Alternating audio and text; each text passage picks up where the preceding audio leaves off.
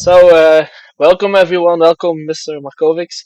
Um, Tonight we prepared some questions for you to do a little interview, but maybe you could start with introducing yourself a little bit.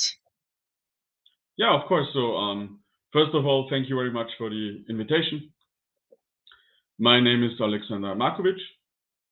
I'm a historian from Vienna, Austria, and I'm also heading the Suvorov Institute in Vienna, which is actually uh, an Austrian-Russian friendship society on the one hand, and on the other hand, we try to um, further boost the understanding of geopolitics, of philosophy, of the new right and traditionalism in the broadest sense, in the German language space. And I'm furthermore editor for Deutsche Stimme Magazin in Germany and also for the magazine Agora Europa, which is a new right-wing theory magazine focusing on geopolitics, philosophy, and metapolitics. And so, therefore, my aim is to further popularize the views of the new right on the one hand, of the true right of traditionalism, in order to further facilitate multipolarity and also make Europe more multipolar in order to get free of the shackles of Americanism, liberalism, and globalism in total. So the whole aim of what I'm actually doing is to make Europeans aware of the daring geopolitical and metapolitical questions we are facing today, and therefore also to motivate them to concern them more and more with geopolitics, because I think that geopolitics is nowadays a science which is yeah not very popular in Europe and in the West as such, or if it is popular, it's only popular under the disguise of international relations. When we are talking about further exporting open society and Western style democracy around the globe.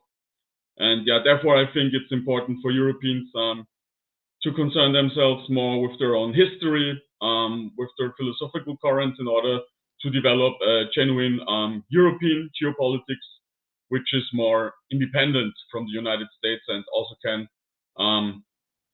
help Europe to establish also European interests around the world and first and for all protect European identity. Okay, thank you. Um, so we have our first question. Mhm. Africa has a growing population, while Europe's population is in decline. Will this result in a growing migration towards Europe? I think this question depends on several factors, and in order to analyze them properly, we first have to pose ourselves the question: why are Africans actually leaving Africa? Are they doing that only out of pure material reasons, or does it also have to do something with the um, chaos existing in some African states? For example, I guess one of the most popular examples of an African leader who tried to um, popularize the ideas of African independence and of Pan-Africanism and of transforming Africa was, for example, Muammar al-Gaddafi. And Gaddafi tried with his politics to strengthen the cooperation between the various African states to a more or less successful degree, of course.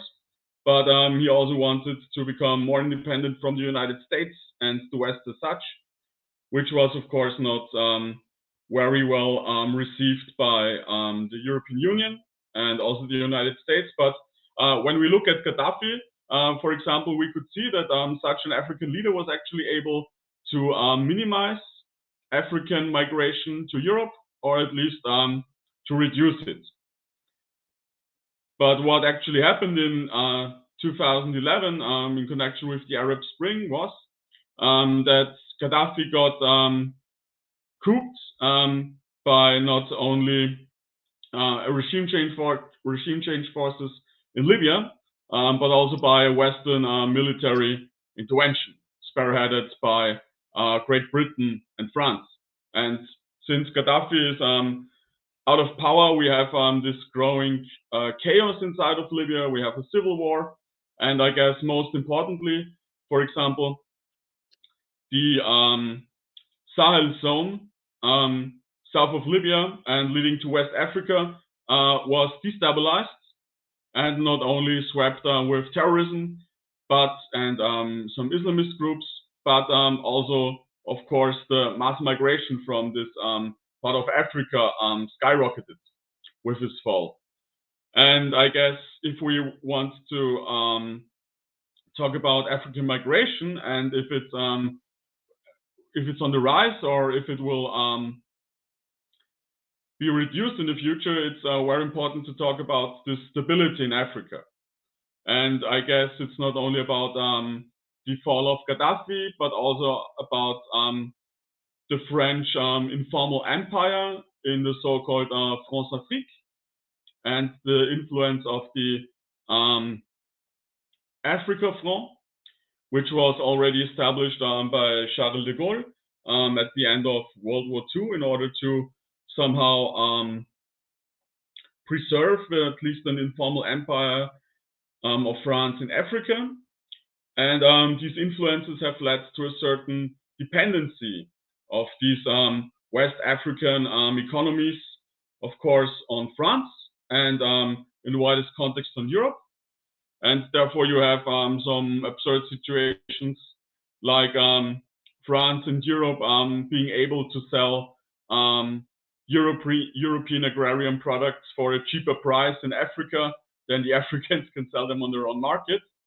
So therefore, you can see that there is, of course, some kind of intent by Western European states in order not only to destabilize Africa, but also, of course, to preserve its own influence. And this influence is, of course, not only beneficial for African interests. We have talked about the fate of Muammar Gaddafi, who got couped and killed. And this was actually also the fate of many more revolutionary African leaders who wanted to gain independence from the West, not only in a nominal sense, but in a real sense. So these are some problems inside of Africa, which are actually responsible for growing migration to Europe, because all these developments actually are beneficial to a growth and the rise of migration. And I'm even not talking about the European laws for immigration, which are actually very positive, especially not only in the official migration, but also in terms of asylum. So mostly when we are talking about migration, we are of course talking about the so-called refugee crisis, which is actually housemade by European elites themselves. And as we know, it's not welcomed by most of the European peoples. So the ordinary Europeans are in opposition to that, but Europe as such is still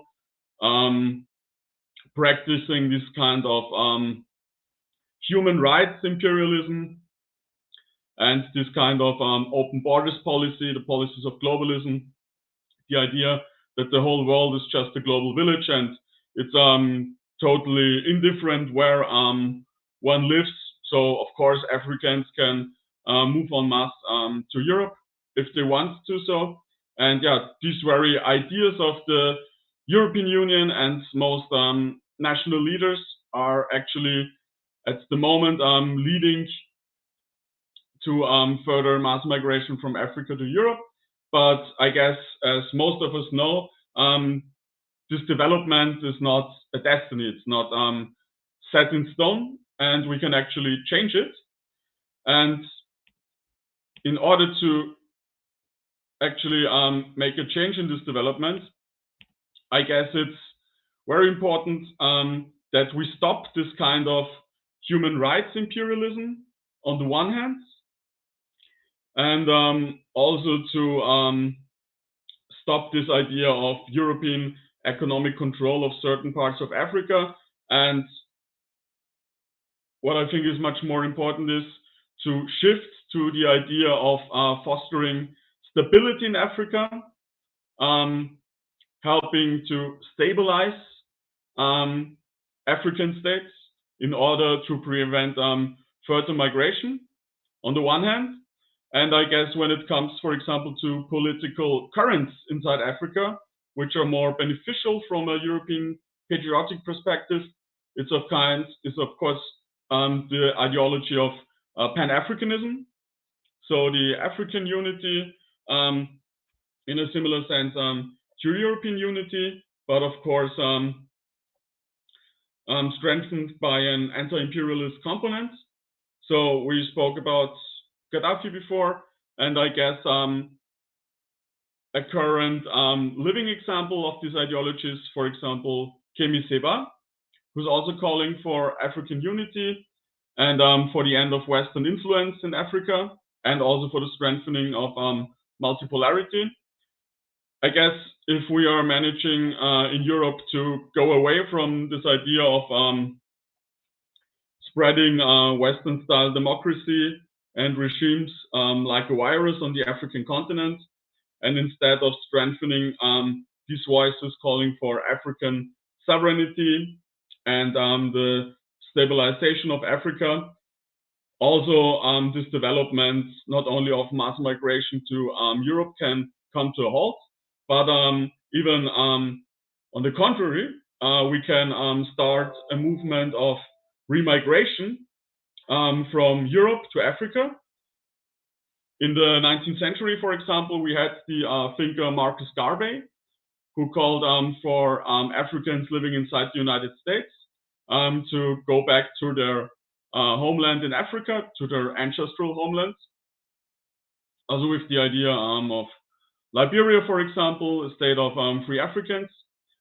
And I guess if we are looking at the current situation in Europe, which is also in economical terms not the best, both Africa and Europe could actually profit from these ideas.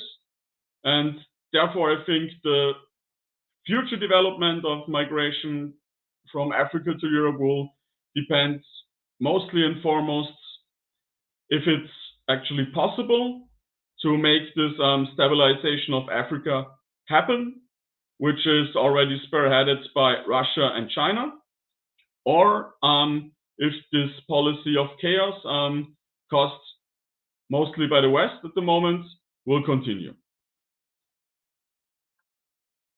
Okay. Now, a lot of African countries are shifting their alliance from United States and Europe towards China and Russia.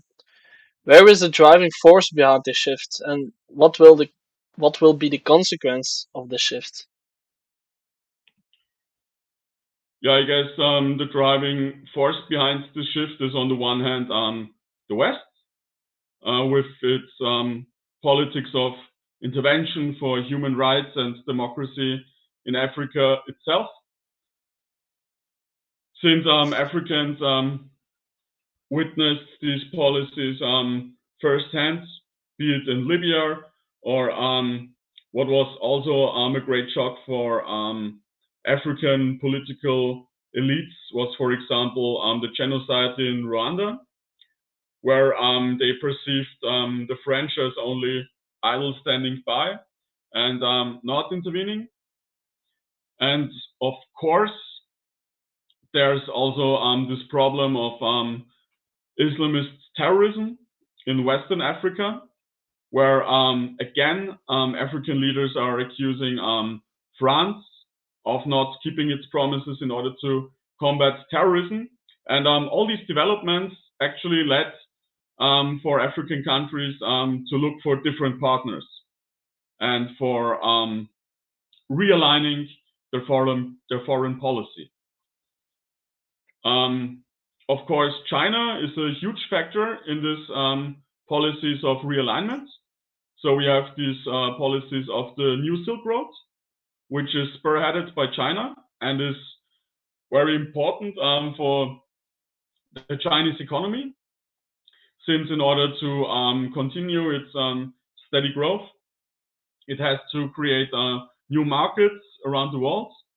And of course, Africa is also important for China in order to create new markets, new customers, and even in order to shift a part of its production to Africa, which is also started by Chinese foreign policy.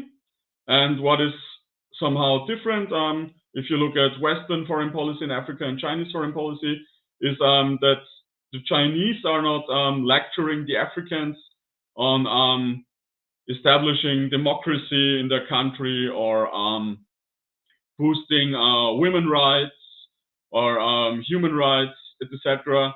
But what the Chinese are actually doing is that they try to strengthen the sovereignty of these African countries and actually enable them to stabilize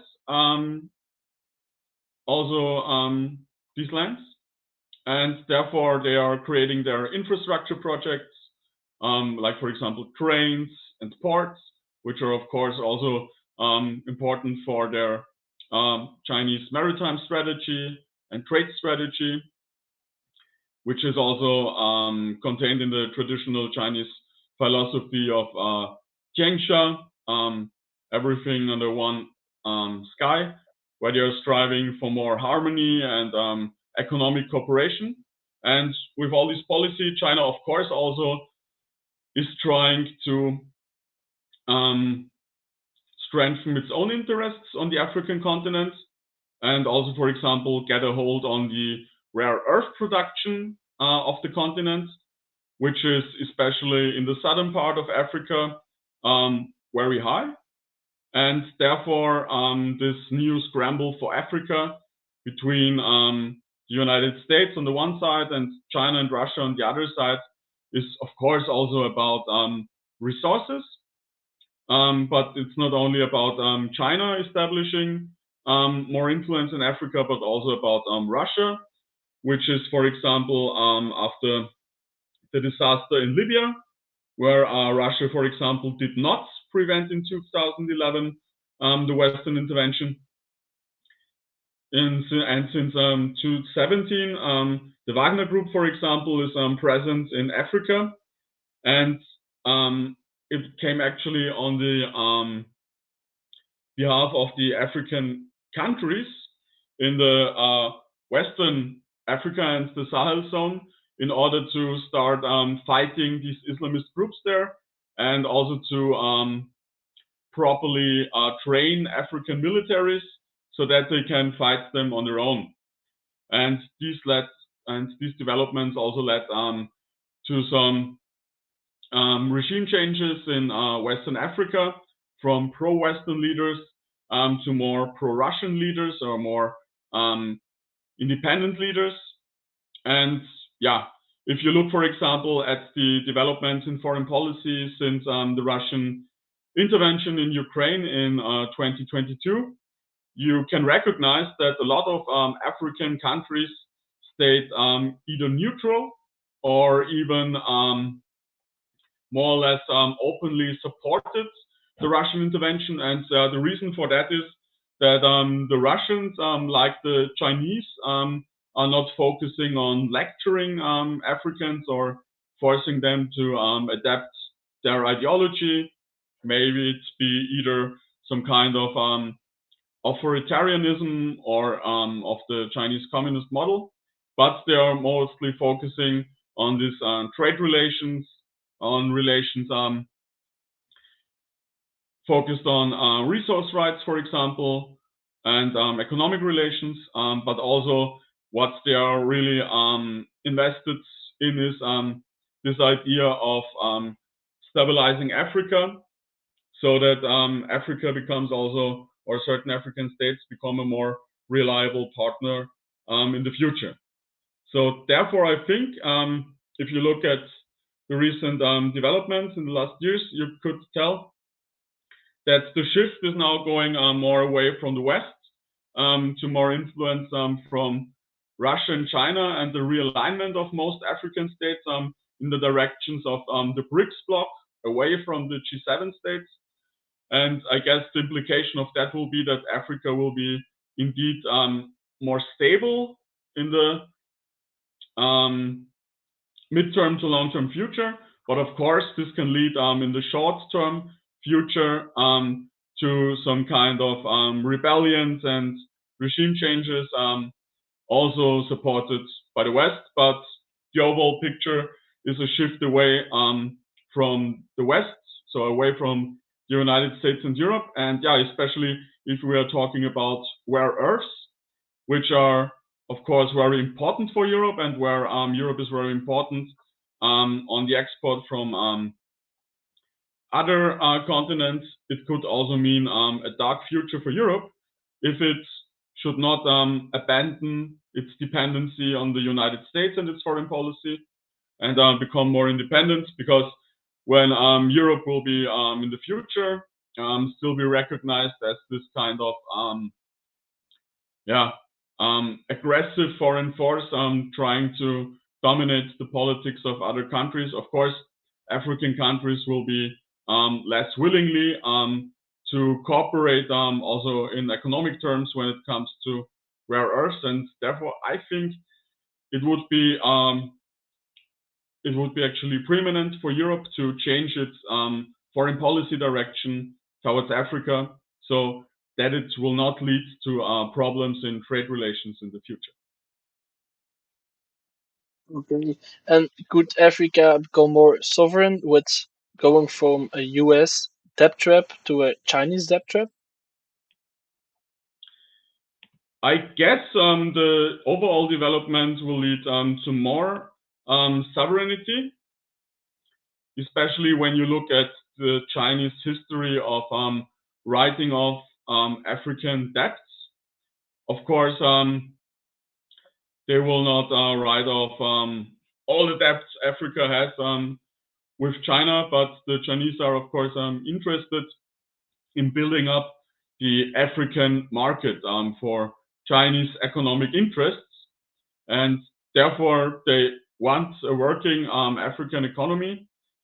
And yeah, therefore I think, of course, China is creating more influence on Africa, but not because they want to strangle them to death with a debt trap, but more because, of course, they have large overlapping interests. Africa, on the one hand, is interested in getting supported in developing its infrastructure and in fostering trade relations with China. Also, you should not forget about the thousands of African students who are right now studying in China, and are definitely also influenced on a cultural level and ideological level by China. And therefore, I guess the Chinese are not, because it's also not in their nature so far, to create some kind of debt dependency. But what is their aim, first and foremost, is simply to strengthening the Chinese economy through investments in Africa, and creating new markets for China itself. And yeah, so I guess how this will turn out in the long run, of course, we will see in the future. But as far as I can see, what the developments are leading to, it's more about the creation of new Chinese markets, about the strengthening of the new Silk Road, which is, of course, also going through Africa via the maritime roads. And therefore, at the moment, I don't think that African countries will become totally reliant on China, and will be in the future some kind of vassal states. But as far as I've seen so far, also in the cultural sector, the Chinese are very much interested in strengthening the sovereignty of Africa, because they also don't want to invest in the total control of these countries, but they rather want to build up a set for stable partners. Okay. And you already talked about the Wagner militias, but they are active in African countries these days. Mhm. What is the Russian interest or role in Africa at the moment? Yeah, I guess if you're talking about the Russian interests at the moment, we all could watch and witness this change of Russian foreign policy, starting with the speech of Vladimir Putin in Munich in 2007, where he called for an end of Western unipolarity and the start of a multipolar world. What Russia is doing after its failure in Libya in 2011 is that it's trying to strengthen the cooperation with the various African states. So when you're talking about Russian-African relations, it's very important that Russia, contrary to the Western and Central European powers, never had colonies in Africa, but since the Tsarist times, tried to strengthen the independence and sovereignty of certain African states. For example, like they tried already back in those times in Ethiopia. And nowadays, of course, they're trying to break up this Western um, influence, especially in Western Africa, where France is still very strong with the France Afrique, with the Afrique France, the Africa Front, and also its France Afrique network. And therefore, of course, you can see under this light the recent activities of the Wagner Group in Africa since 2017, which are actually aiming on destroying the Western influence there, stabilizing these countries, and of course, strengthening Russian interests in the region and training the African militaries. And yeah, if you look at the Russian strategy, which went from some kind of appeasement with the West until 2014 to a direct confrontation, especially since the start of the military operation in Ukraine.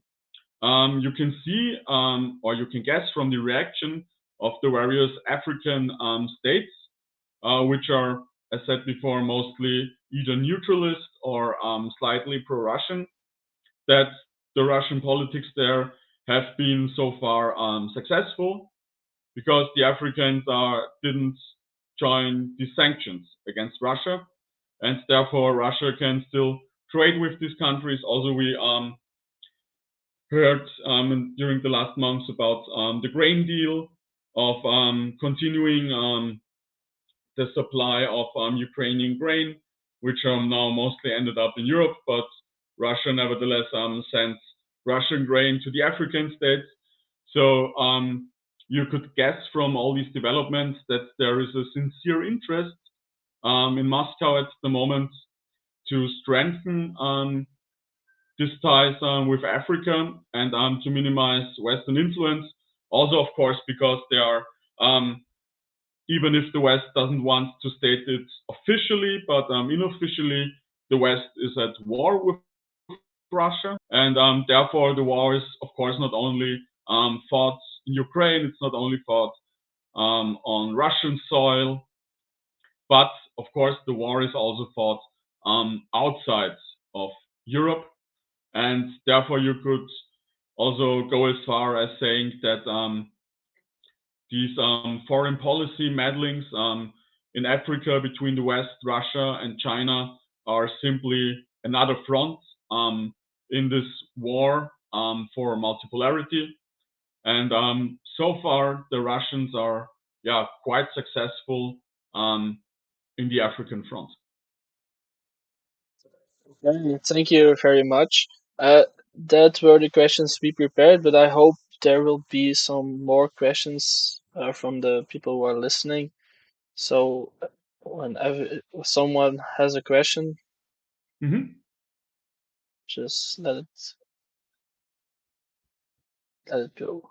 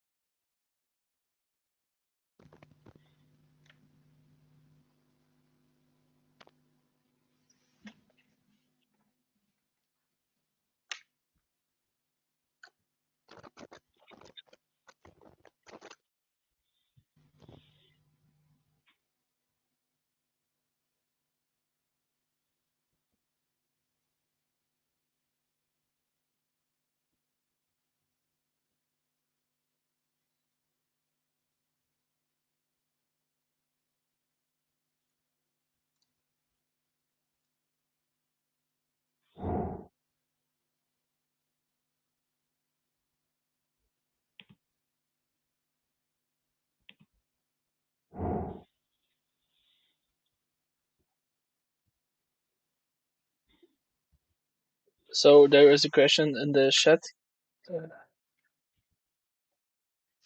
Uh, I see it. What should Europe right now do to play into these changes? Yeah, um, I guess the best thing Europe could do right now to change the situation for its own interest, it would be, of course, um, to abandon these policies of destabilizing Africa and mostly focus on, for example, stabilizing Libya and ending the civil war there. I guess this would be very important for European interests, especially if you consider the dynamics of mass migration from Africa.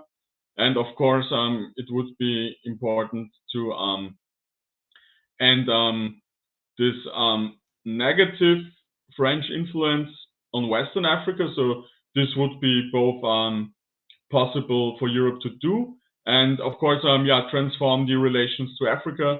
So I guess the best thing would be to yeah, stop lecturing Africans about human rights, about democracy, etc., and try to create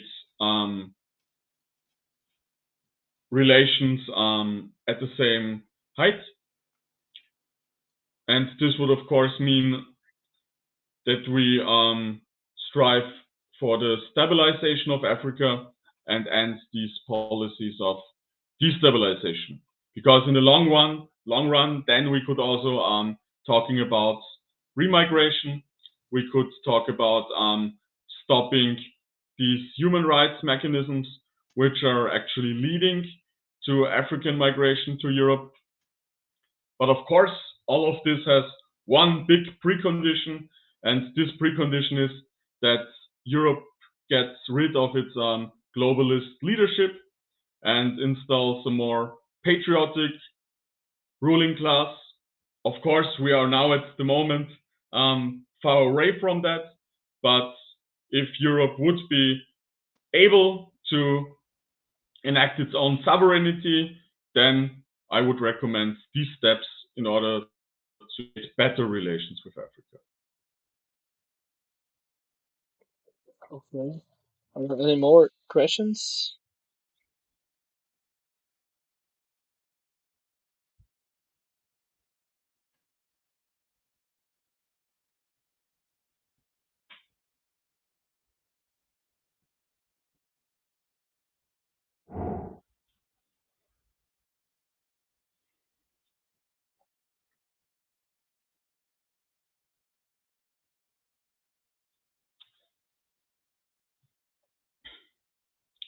What sort?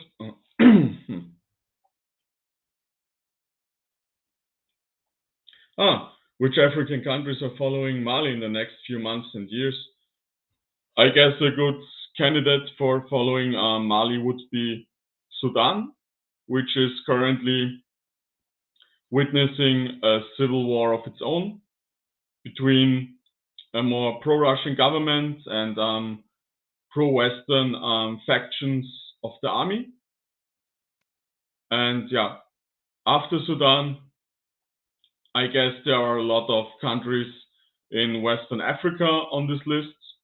But of course, in the long run, maybe also after the end of the civil war in Libya, maybe also Libya will follow this course of abandoning the West and joining the BRICS states. So I guess these are at the moment the most promising candidates for a realignment in foreign policy.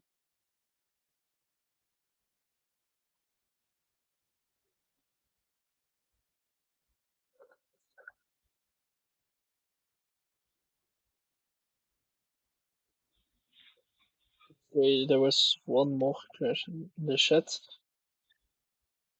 Mm-hmm.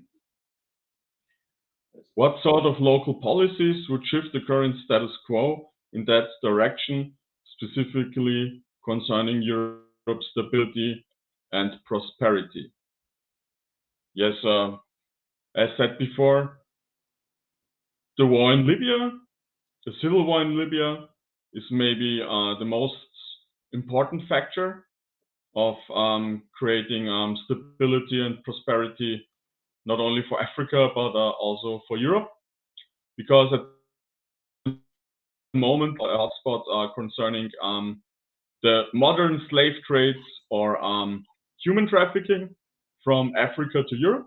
You can also see this if you look, for example, at the different refugee routes leading through the Mediterranean on the one hand, and on the other hand, of course, also strengthening relations with Algeria and Morocco would be very important because the Spanish frontier in Africa with the exclave in Ceuta and Melilla is, of course, a concern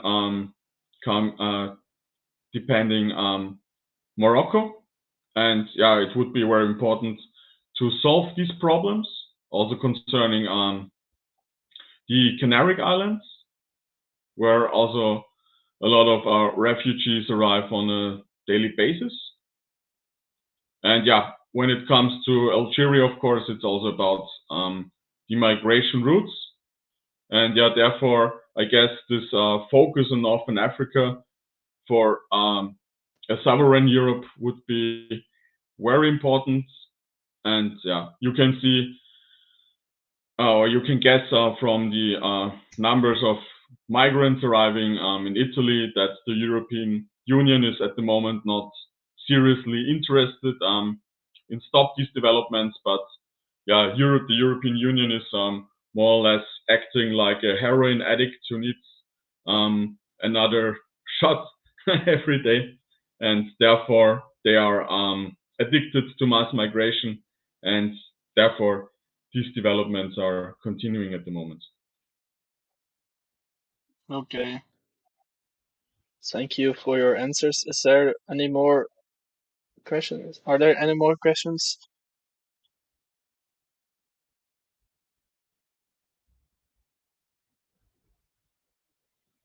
Or I think we could finish.